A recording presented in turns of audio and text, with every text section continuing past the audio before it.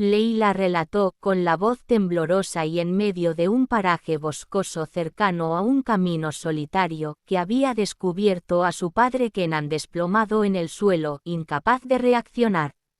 Explicó que, presa del pánico, se había inclinado sobre él para preguntarle repetidamente si estaba bien, intentando sostenerlo con sus manos porque temía que se desvaneciera por completo.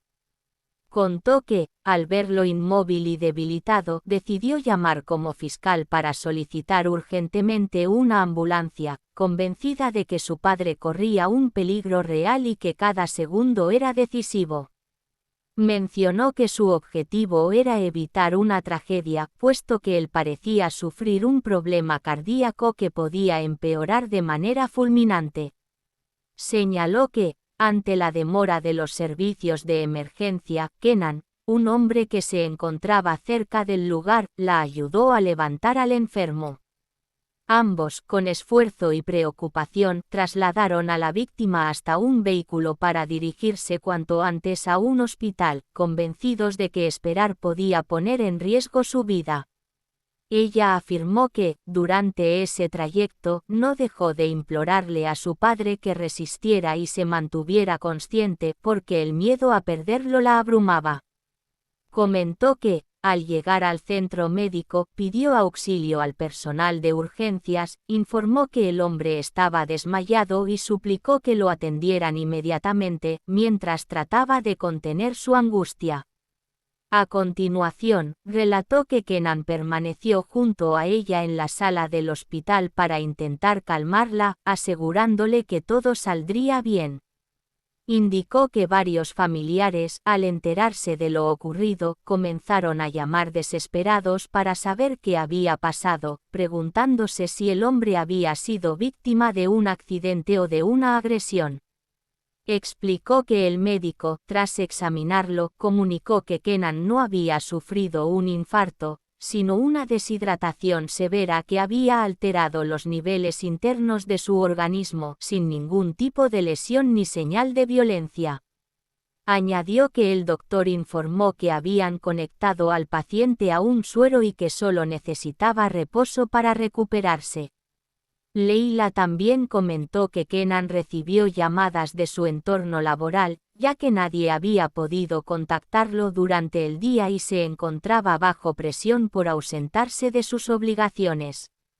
Él justificó su ausencia diciendo que había acompañado a Leila y a su padre durante la emergencia, contribuyendo incluso a salvar la vida del enfermo. Ella confesó que le había dado las gracias, recordándole que antes él ya había intervenido para ayudarla en otra situación complicada y que ahora había vuelto a actuar de forma decisiva. Subrayó que su gratitud era sincera y profunda porque sentía que sin él todo habría sido mucho peor. Para terminar, mencionó que algunas personas insinuaron que entre ella y Kenan podría existir algún vínculo personal más estrecho, ya que no se separaban desde lo ocurrido. Sin embargo, Leila aclaró que su única prioridad era permanecer cerca de su padre hasta asegurarse de que estuviera fuera de peligro, y que Kenan simplemente había querido apoyarla en un momento crítico. Afirmó que, tras confirmarse la estabilidad del paciente, ella se preparó para regresar a sus responsabilidades, aunque todavía conmovida por el miedo vivido y agradecida por la ayuda recibida. Se informó, en un ambiente tenso y oculto en un barrio apartado, que un hombre declaró haber robado un juguete y haber escapado con dificultad de otro individuo que, según él, casi lo mataba. Aseguró que no delató a nadie ni mencionó ningún nombre, mientras otro participante le reprochó que debía ser prudente. Ese segundo sujeto añadió que traía una noticia negativa, explicó que Metin había sido detenido durante un interrogatorio relacionado con una joven, lo que provocó desesperación en el grupo. Uno de ellos afirmó que Metin era resistente y no revelaría identidades, pero admitió que ese silencio tendría consecuencias, precisando que hablarían cara a cara con los responsables porque temían que, si Leila lo descubría, todos quedarían arruinados. Otro interlocutor propuso confesarlo todo para liberarse del peso, mientras afirmaba que Leila acabaría enterándose de cualquier forma. En la vivienda familiar, se relató que Leila entró preguntando por su padre, que se hallaba encerrado en su habitación. Al escuchar que alguien pensaba revelarle la verdad, intervino sin comprender, y su padre Ekrem reaccionó irritado, insinuando que revelar ciertos secretos podría destruirla, ya que, según él, Leila lo adoraba y no soportaría una revelación tan dura.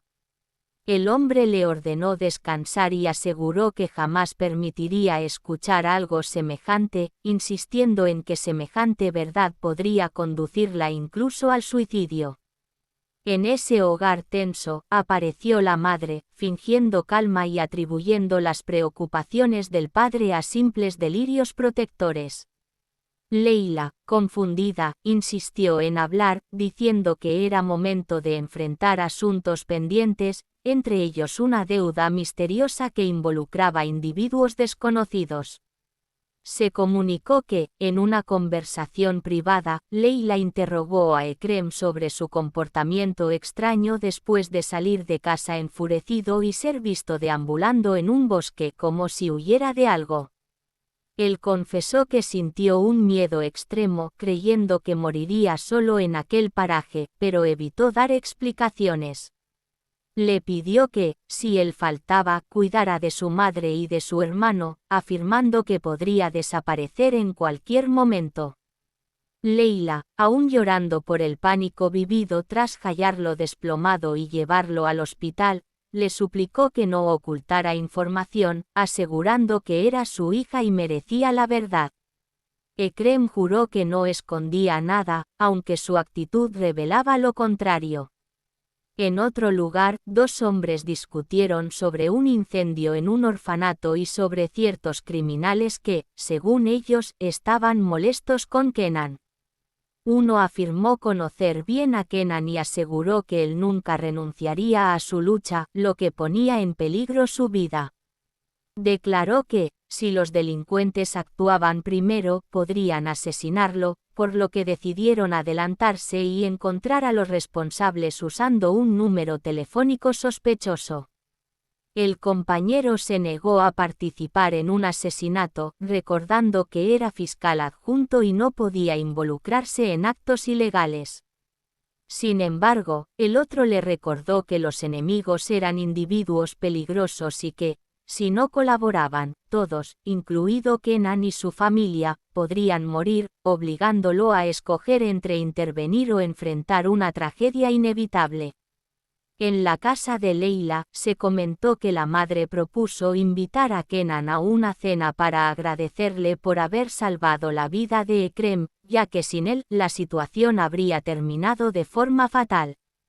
La madre pidió a Leila que dejara atrás los resentimientos, diciendo que la familia la necesitaba y que no debían vivir separados.